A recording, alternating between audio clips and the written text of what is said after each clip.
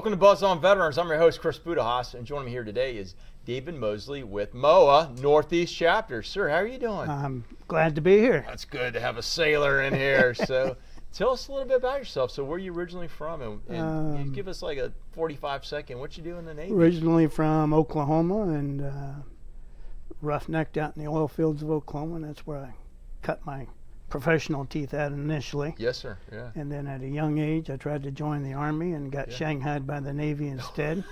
I know what Shanghai is. It's back when they used to take sailors off the ship to make them part of their crew. That's how I wound up in the Navy. My brother spent 5 years over in Nam, and I wanted to follow him. What was were you enlisted at the time? Yeah. What was your rating?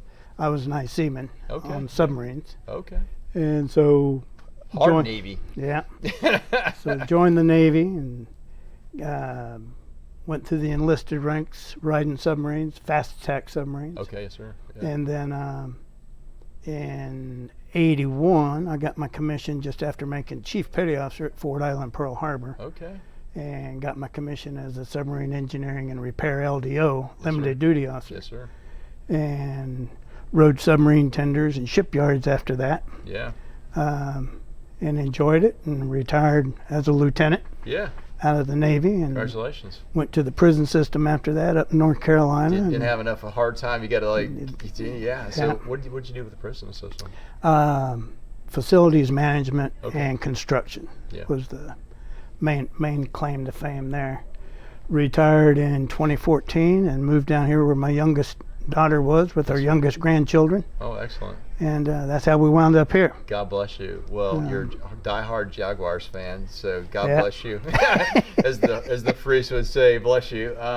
We'll see how the rest of the season goes. I'm rooting for them, but man, they're making it hard. So, they do make it hard, but the peace parts are there, and sooner or later, something's going to click. Click, right? Yes, that's sir. right. So let's talk about MOAA. What is MOAA?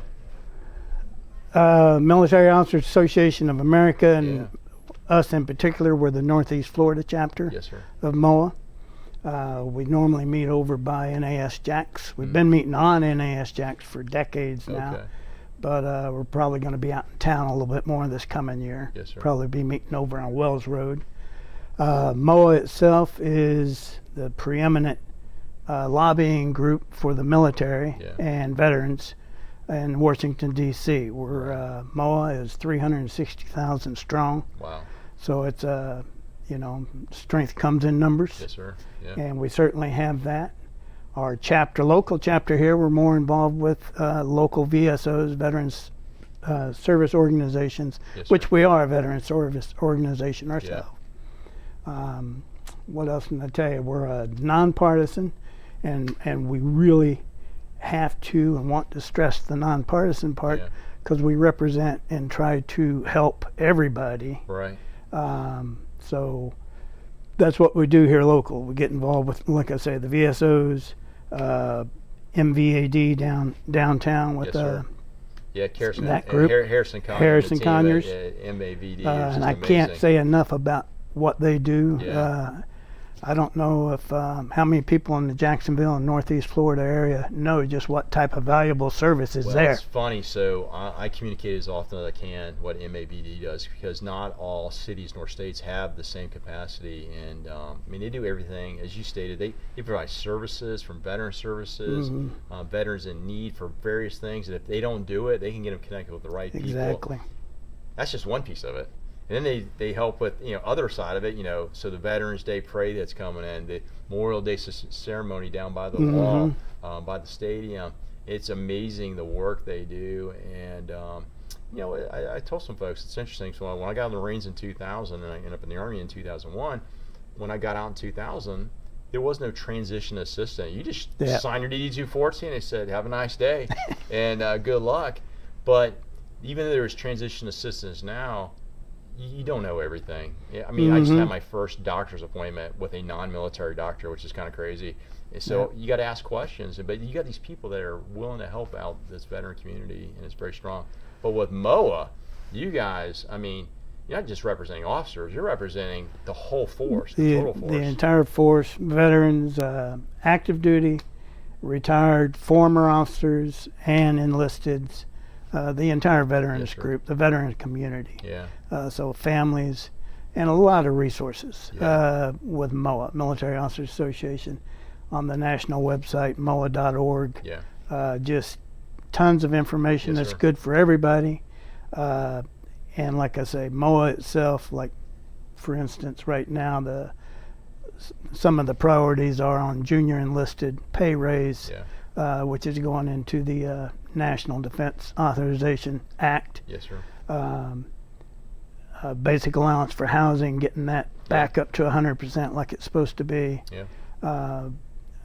Concurrent pay for combat injured veterans that don't qualify past 50%, but they have combat related injuries, and they have some percentage right now that comes out of their retired pay. It's crazy, right? Yeah. I mean, so 21st century. You've got MOAA up there in DC working hard every day to make those things change. I'm a MOAA member, and when I get the distribution with the newsletters and stuff, it's amazing to see what they're doing, because it's funny, you know. I never stationed at the Pentagon, thank God, knock on wood. But you know, spending time up in the DC area with other duties it becomes things, and most civilians don't know this. Like the government goes after these veteran benefits because they see it as like an opportunity to pull money and to put it somewhere else.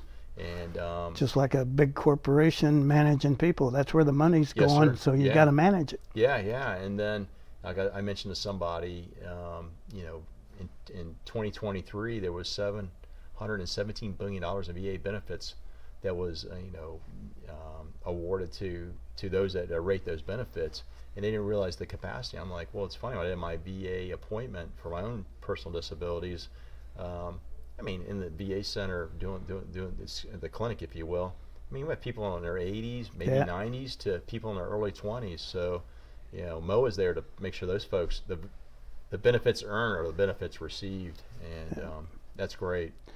Myself, with my chapter association or affiliation. Yes, sir. I'm the membership chair, the secretary, webmaster, and so. But my primary focus here today is the answer to the question, why MOAA? Yeah, why MOAA? Exactly.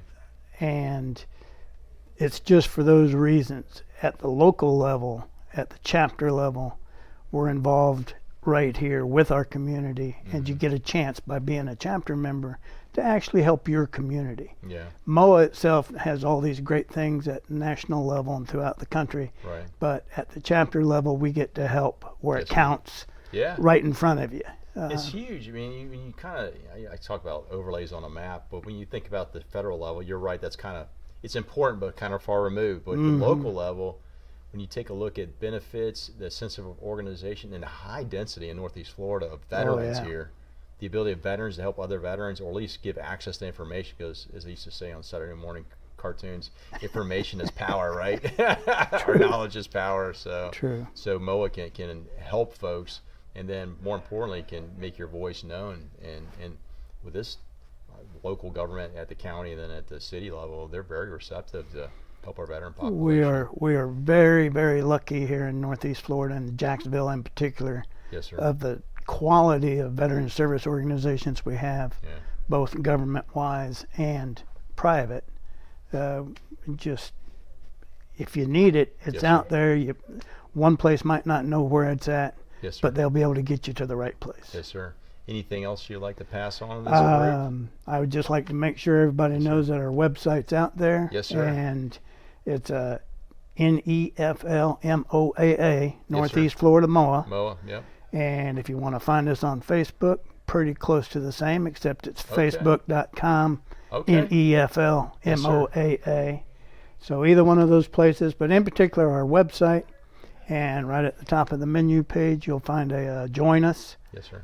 You'll find a nice video there that tells you why to join a chapter, and also about what MOAA does. You can reach out to us on our website and click on Contact Us, and I will respond personally to those whenever that's done. Yes, sir.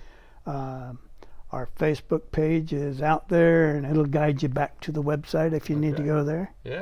We've got a calendar events, and it's improving every day. We're getting more and more things posted on that calendar of events. Yes, sir. So reach out, join us. Absolutely. The more people we get here in our local chapter, the better off we're going to be 100%. all together. Yeah, we want all peoples of all generations to Yeah. be members here. So, sir, we need to take a lot of information, that contact information, we'll put it in our show notes so folks can look up MOAA and then get connected, join, because that's the call for action. Yeah. Thank you for your service to the nation, Yeah. your service to the prison system there in North Carolina, and I appreciate you coming and spread the good word. All right. Appreciate it, Chris. Yes, sir. Thank you. Yeah. Hey, folks, you like what you heard? Check us out. Take a look at our show notes. Connect with MOAA in either your local chapter, if you're Northeast Florida, if you're privileged enough to live in Northeast Florida, or wherever location you're at in the United States in Oconus, get involved. This is let's make sure that our veterans, what they earned is what they get as a result of their service, and MOAA is there at the tip of the spear to make sure that's occurring, to be the voice for our DoD. Again, you like what you heard, please share us. We'll see you in our next segment. Live with gratitude.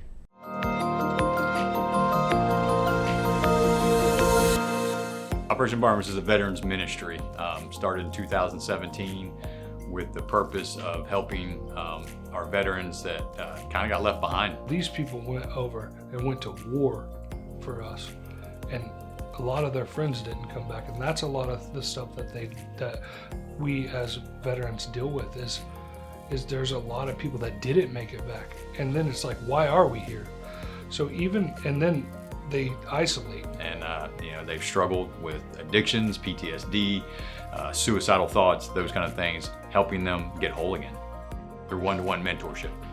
So being able to communicate with them and help them can drastically change their life, can drastically change a family's life. The little that we can do is put our hand out and say, hey, do you want a hand up? Like, we're not giving a hand out. Do you want a hand up? And just be able to be there with them and do life with them and just be able to help them, because, man, they put their life on the line for you and me.